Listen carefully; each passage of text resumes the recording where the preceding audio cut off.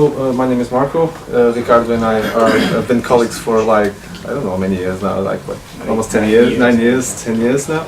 So we've been doing a lot of projects, both of us individually and as a team as well. So we built this presentation a couple of years back, and our experiences individually and as a team on some big projects that we did. So this is basically the tales from the trenches, so that we want to share. So we're from Microsoft Consulting Services, so we're not project managers, we're software developers. Just for you to like, just set some expectations around, we're more around tech leads for the projects, not as much the managers for the project itself or budget or, but we are, so we accompany the project full path, so from pre-sales to the definition of what the scope is, and then delivery and going into production and everything else. So we manage the full stack. So this is what Microsoft Consultancy Services is as overall in our fit in the organization. So basically we're the soldiers for these tales. So these tales from the trenches, right? So yeah. We're the soldiers. We're the guys that been like, basically are with the team doing the delivery and building the work. So we're a bit of a geeky guys, so we like geeky stuff with developers, but we also do a lot of basically the implementation of the Agile methodology on these projects was most basically driven by us as tech leads in the teams. So this is it, just some clarifications. So this is a talk around the past, this is not the present. So this is looking back. This is looking at the rearview mirror after going through the hole in the road and like, okay, oh crap, I did a hole in the road. So now this is looking back. So this is lessons learned. This is mistakes that were made, and now we're looking back and thinking about those mistakes and building on that. We're basically the persons we're telling it in the first person. So these are our tales, our mistakes, and as well as what were the challenges we faced and how we tried to overcome them. Yeah. Using several techniques, and some were more happy than others. Yeah, exactly. Yeah. And basically, many of the projects are under NDA, so we're not going to talk about the projects, and we won't be able to answer questions specific around the technology or what we've been doing in the project themselves, only around the experience and what the team did and how we solved the problems around. So we're going to change some names of project, customers and everything, just to manage your expectations as well. So, project codename OVX. In its size. You want to talk a little bit? Yeah, I can talk about it. Well, it was a project that began, I think, 9 years ago. Yeah. Was leading edge technology at the time, and was a big project with big unknowns up the road. It had a high risk, as I said earlier. It was new technology, something that we never tried before, and was something that was sold as a fixed fee. So how you cope with that? With a huge budget. Yeah. 3 years project, huge budget, fixed fee. And some things in the contract that if you didn't deliver at the time, you had to pay back. Yeah. So it was some kind of stress in there, and we had to organize ourselves to be so we could also check how when we could deliver stuff and functionality.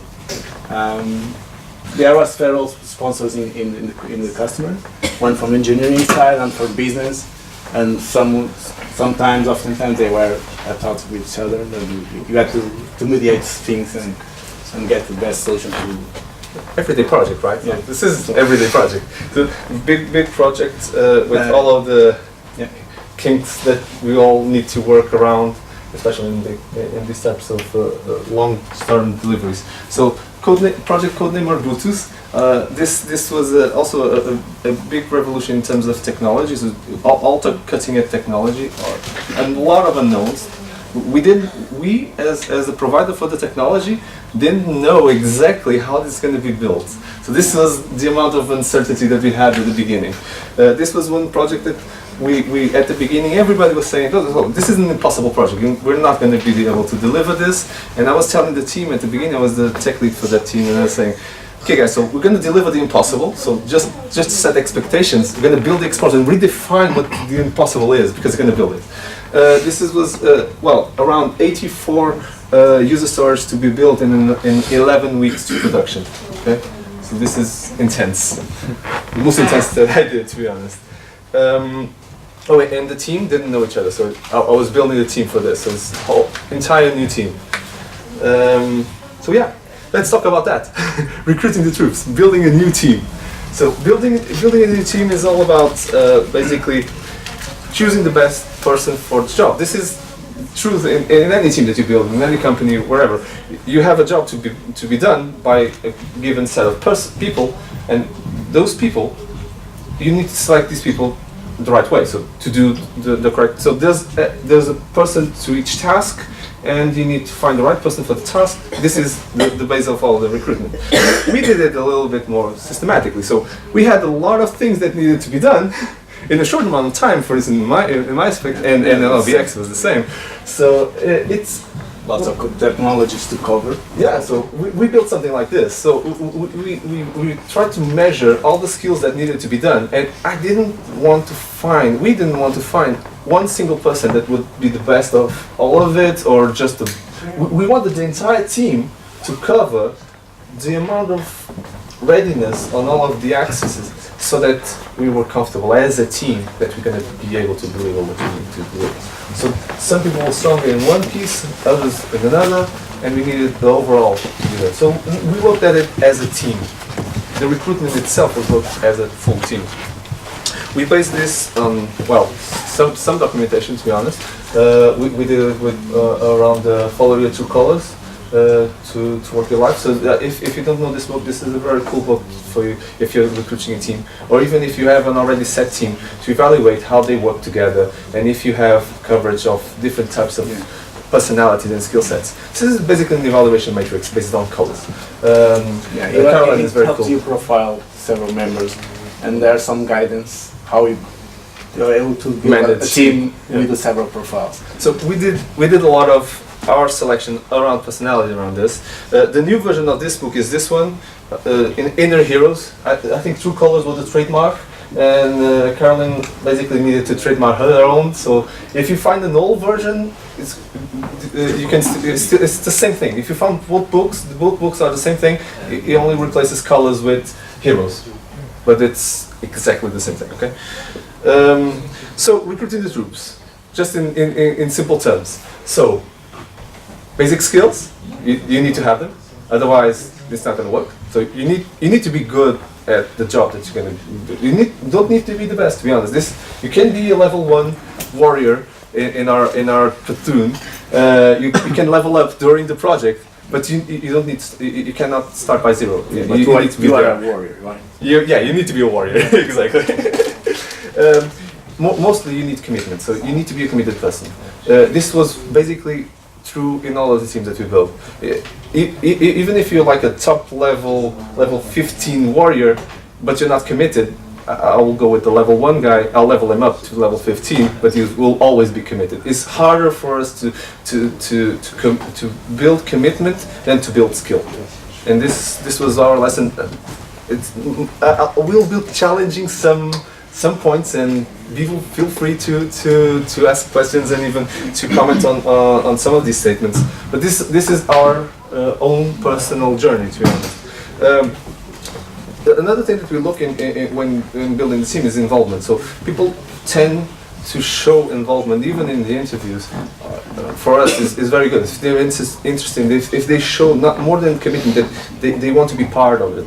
They want to be part of the team, be one of contribute with their thoughts. Yeah, exactly. So these are the things that we look for, and especially this. It's some people that tend to be reactive, tend to be proactive instead of reactive.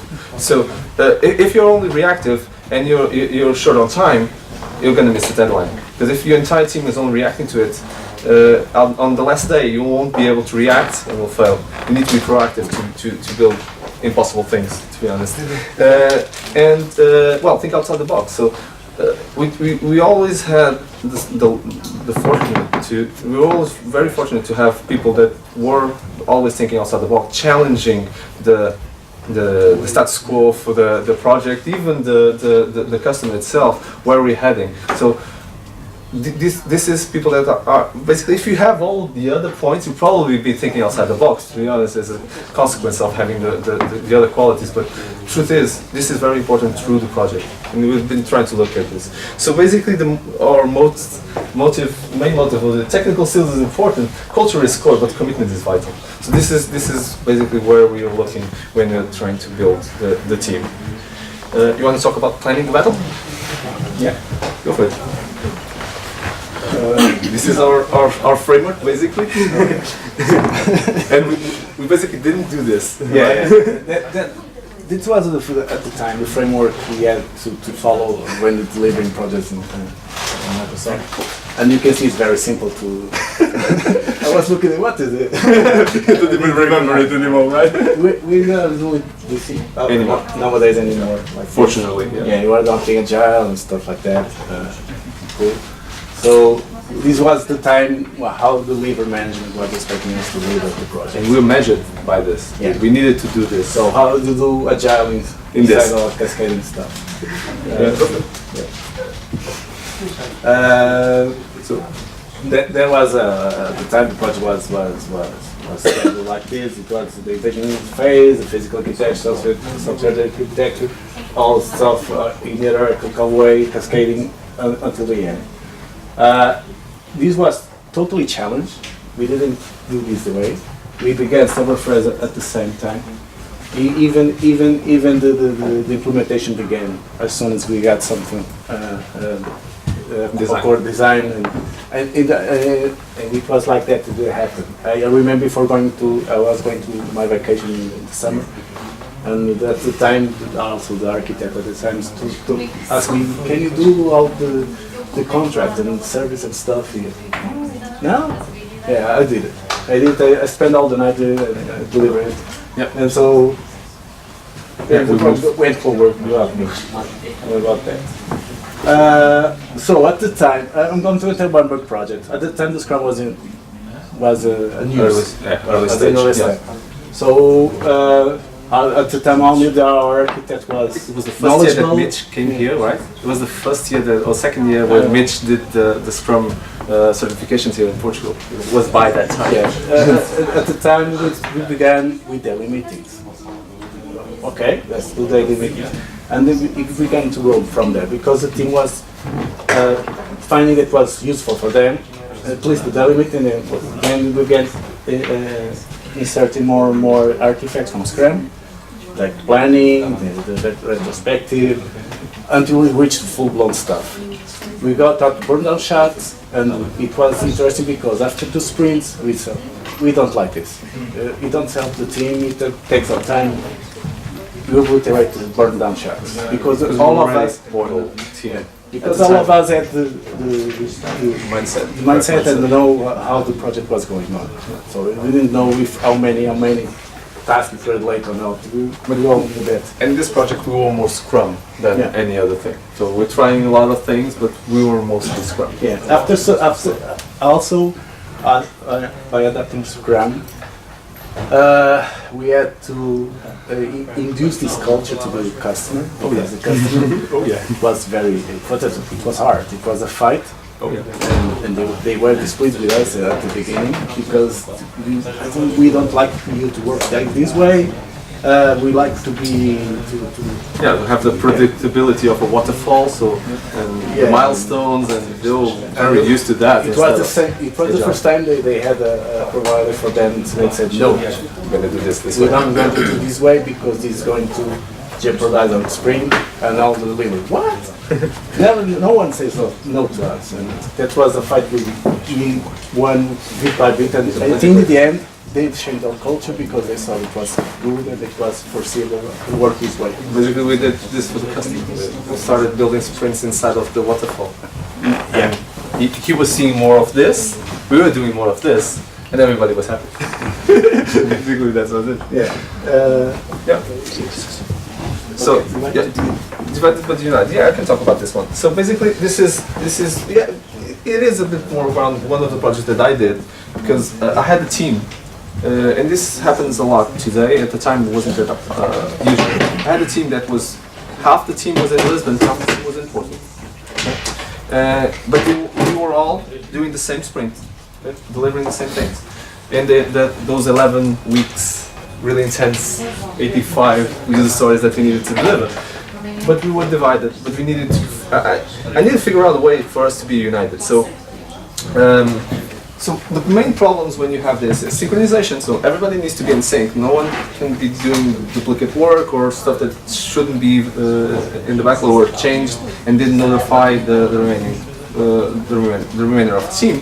You need speed and you need productivity to achieve the goal, because if you're divided and you spend too much time doing synchronization, then you're wasting time. So you need to continue to be productive, as well as you need people to have the ownership. And just because I'm far away doesn't mean that I'm accountable for the work that I do. So just because the tech lead isn't there looking at me and in my daily meeting physically doesn't mean that I'm not accountable. I need to be accountable. So and everybody is accountable. It's a team effort, team sprint. So what I did was conference calls for the daily meetings. This was basically, well, today is very easy. Synchronized sprints, so there's no sprint in Oporto running independently from the one in Lisbon, and then that's two teams, okay? That's a different thing, and we could do that, but we didn't want to. We wanted the same, everybody in sync with the same team.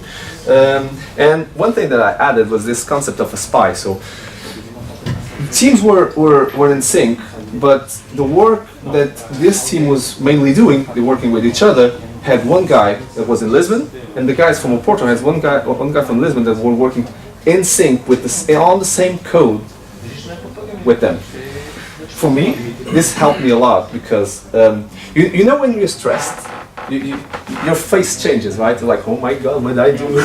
I broke the build. Oh my god! So your face changes. I work a lot with. We're seeing the team, looking at the people, and trying to read the people. If the guys isn't in Porto, and then I couldn't read them when I was here, and when I was up there, I couldn't read the guys who are down here. But I could read the spy. If the guys up there were in stress, the guy here will be in stress as well. So this spy would help me connect with the other team. If I was in Porto or if I was in Lisbon, I could always be connected with the entire team. So I tried this and it worked really well, to be honest. And at the same time, this spy does cross-pollination from Lisbon to Porto. So things that the guys in Lisbon started to doing, the guys of Porto also started doing, and the same, and vice versa. So this guy basically pollinizes and creates the team, creates the notion of team. And so we all, and this is important, we all need to have the same guidelines and same principles.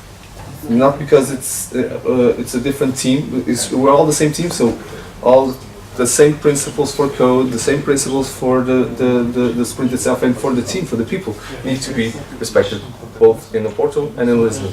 There's no difference, and this was important. Oh, and the feedback loop. Feedback loop was very cool, because doing feedback across two teams, although we were the same team, people were working more with each other.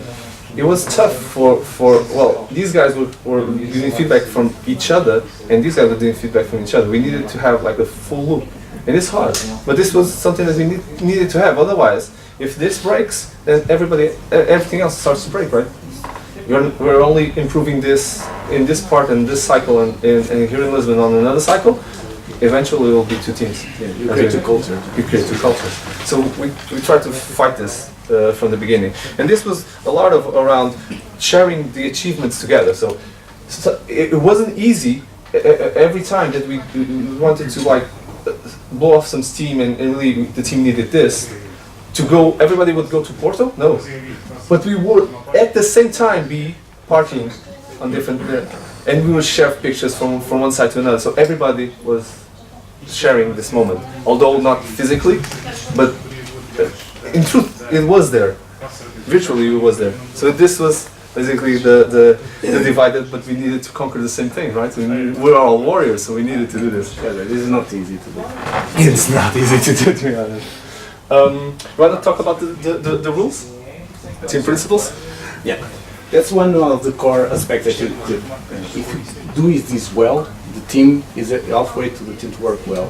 It's the two principles. What is this? This is all the canons, all the thing rules, all the members contribute to, and this it's a living dictate. document. Yeah, it's a living document. Dictate what are the things the teams should do, from code principles, definition of done.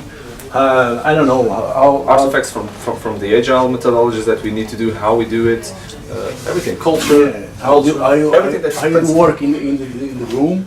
For instance, if you have a small room, a constrict room, and you have to have some concentration, you have to impose rules for silence and something like that. So team principles. everything was going there and was constantly being added stuff or remove stuff depending on how the team gave feedback. Well, this is self-explanatory. We start at the time with daily stand-ups, which proved very useful to synchronize everyone.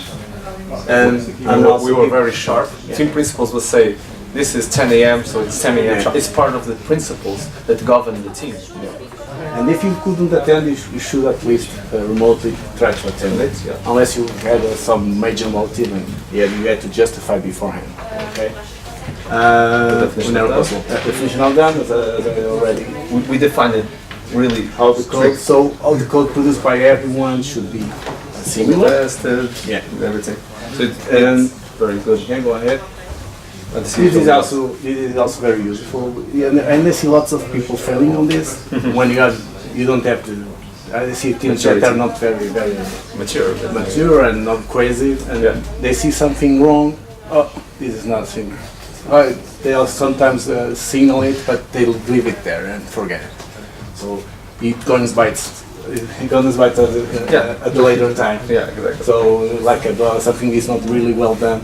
And they shouldn't. It's not a bug. Normally it's not a bug. It's something that's not well done, but it works. But no one changes because it's always working. Then by the end of it, you'll need to change it eventually 10 times because you're going to pay it 10 times. You should at least do two things. If it's something you can do, Document it, tag it. No, if it's something that takes time done, it should create a task, something like that, so people should not forget about it. Or if something takes 50 minutes to correct, you should do it. This was the see it only once rule. So if I see something wrong, I see it. The team will only see it once. Myself, I'll change it, and it's done. And it's This is one of the principles. Communication is also. Yeah, communication. It has how you should communicate with the several stakeholders and from the customer, and how to protect the team from not useful communication. So. I think every team does this. It finds the flows of communication, how you communicate with stakeholders, how you communicate internally, and doing this well, it helps the team to isolate them from noise from the customer, from stakeholders that usually they enter in the room. Hey, I'm doing some stuff. That's forbidden. No, go talk outside with the project manager or the scrum master, something like that. Same thing with the in communication, also we impose some rules on the mailings, so you could usually filter out the mails you see from the project, and we had some classification on that, and you should do it. Also be efficient. So basically this was one of the main principles, one of the core principles was this, right? Is everything that was wasteful, we're going to try and remove it. Yeah. Communication that was waste, remove it. Code that was waste, remove it. Everything that was waste, remove it. So this is how it became iteratively more productive, right? Yeah. And have fun. So this was core, to be honest, guys. Every time that we were on the team, people that were on that team loved being on that team, and this is why they were committed beyond the normal. They were really part of the team, and they wanted this team to be successful. They would go the extra mile to suggest new things. They would think about how to improve this and that works every day. So this is because it's fun. Because if it was boring, you wouldn't go home and think about boring stuff. You could go and think about fun stuff. And they felt pleasure when things worked in the end. we're conquering, we're warriors, we're conquering, we're battling and conquering. So yeah, you talk about the team room. You want to talk about this one as well? Yeah, I can talk about it. This was one of the things we defined when, because at the time we had a room that's not very big, so we decided several rules. What's what? Size of this one, right? No, a little less, right? Much less. Half this, yeah. Maybe, yeah. So we were 5, 6 guys, 7 at times. I don't know. Depends. We also was there sometimes. So we defined several rules for the teams to be our team's end zone. So we should maximize our production in that zone. Yeah. So one thing for brainstorm discussion, which Had a whiteboard. very useful, the whiteboard, as everyone here I think knows. Oh, just a bit of context. This was we weren't in Microsoft doing the project. We were in the customer, and this was a customer build project. So at that time we said, so this is what we need to build you your project. You need to give us a room with a whiteboard. So this was written. Okay, this was part of the negotiation process in the pre-sales. We needed this. No phone. It was monitored. All phones in silence. And if you inside the room, you could answer the call outside the room. You should leave. And there's something I'm going to say after this. Yeah. So not every conversation unless it was a question about something you are doing to the project. And if you want to do some steam or do something funny because you are tired, you should raise your hand. Can I enter for a minute? So our team was, yeah, go ahead. Okay. You had your BMW moment, bitch moment, wine moment. You just go there. Everybody would pay attention to you. You were important. You're not least important to this. You're always important, but we're there in the production Zen moment. If you want to talk there, just go outside. There's one fine moment. One fine moment. There was a member from the customer. It was from the customer. Yeah. And he was working with us doing one task. And one thing, he was not very good at the technology. He was struggling to do it. And he never saw Scrum, nothing like that. And he saw all the days daily meeting. We should sing as I did this task, I did this, I want to do this. His task was basically there every day. He always had the same task on incoming. After 3 days or 4 days, I'm ashamed. I'm still in the same place. I don't know. But it was fun because he felt he was not producing. He felt that all the team was wanted to be part of the team. Yeah, he wanted to be part of it. He was not coping with it. Yeah. And it was what time when he finally did it, he forgot the principle. This principle, and all of a sudden, everybody stop. I did it. Everything stopped. Everyone stopped. What? This worked. The Scrum Master become red. Yeah, we were so pissed. You just interrupt all the team because of that. And it's supposed to work. I'm sorry. It's so cool because it was a culture. This was the fun part. It was a culture, but we took it as a fun thing, guys. We still joke about it. So. Oh, and we did this at the time. This was fun. We did like everybody decided to have like this fruit basket for everybody inside the room. So we would all pitch in every day. It was every day. One of us would buy the fruit and contribute with that for the entire team. So it was also team building as well. So this was the room, which is very big, as you can see. It's like wide angle composition of many pictures. It's really narrow. We saw this one desk for everybody. Yeah. Okay. You would sit around. Oh, I know this one. I know what project it is. You know. I knew I know those letters. Yeah. But one more tale is about the self-improving team. So we would basically. None of us. We were both the tech leads for the projects, and we didn't. I don't have the policeman profile. He doesn't as well. We don't want to be policemen. We went to Microsoft to be developers, so we're not going to police none of the teams. So the team should be able to manage itself, and this is a principle for every team that we build, and for us as well. So.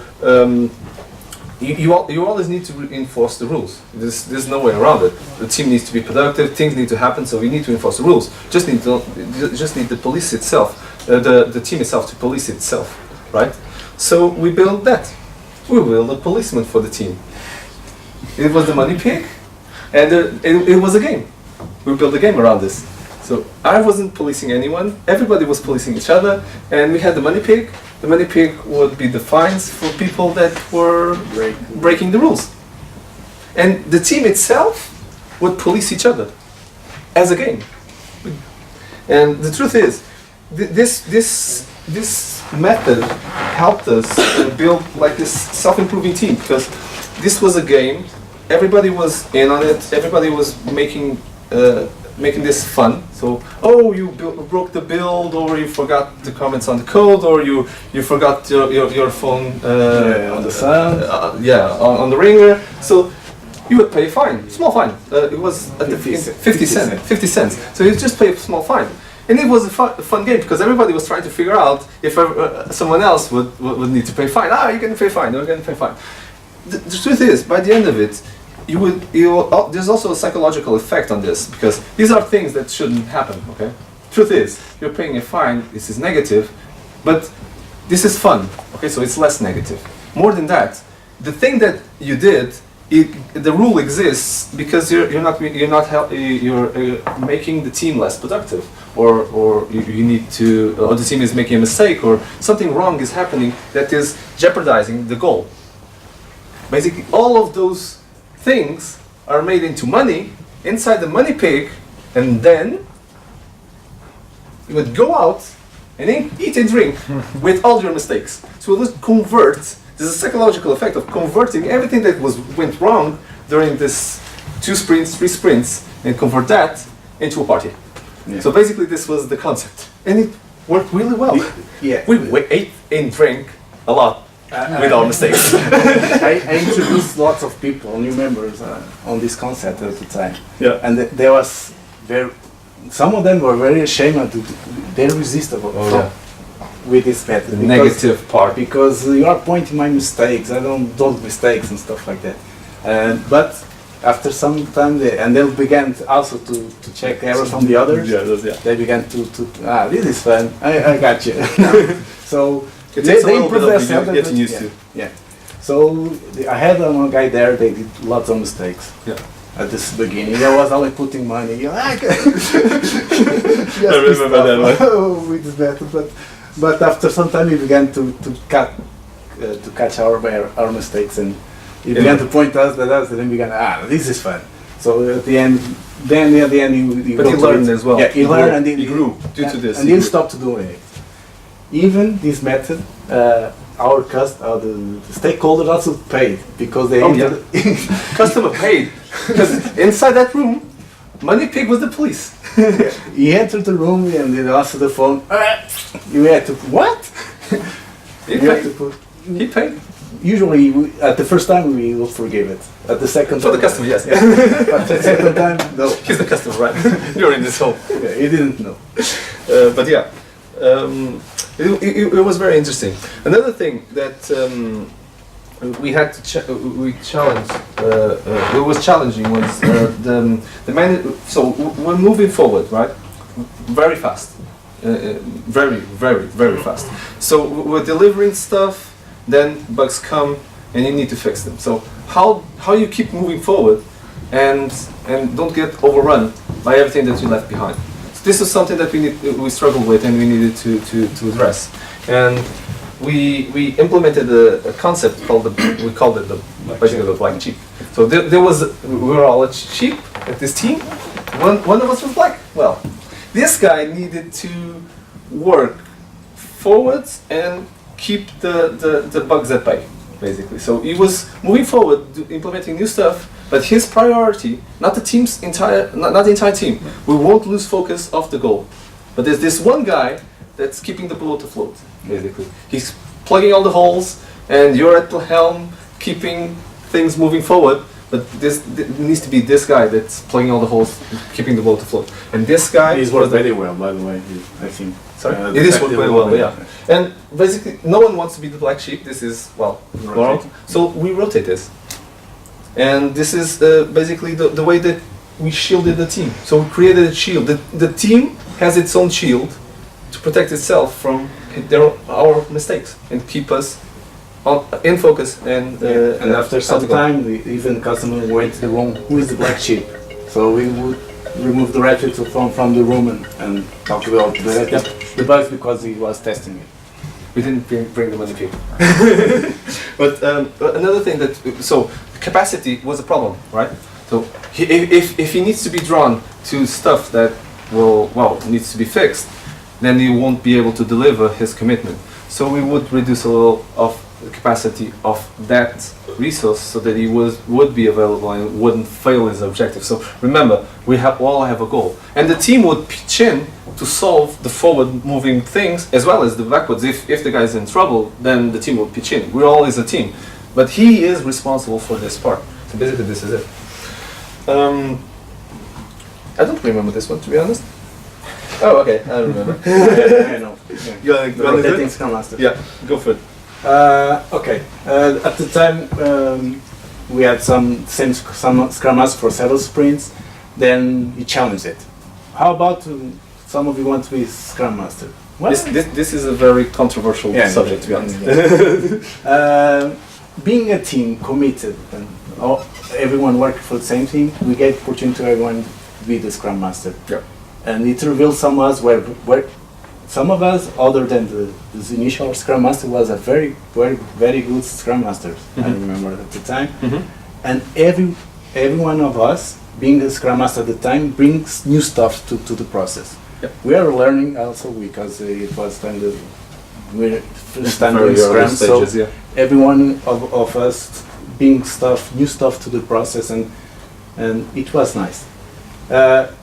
We didn't oblige anyone to be it, but if one's forward, Oh yeah. This was Yeah. basically optional, yeah. But the truth is, we wanted. This is the team spirit, right? So every single thing that every member would be contributing for the team. So everybody should be able to have same access to same capabilities of contributing to the team. This was basically the motive. and and make it opportunity to everyone to grow also on this kind of task. Okay. But yeah, and it grew the commitment, right? So everybody was more committed to the team because a little bit of them was inside the core processes, so they were also responsible for changing that aspect. One more tale. So, okay, yeah.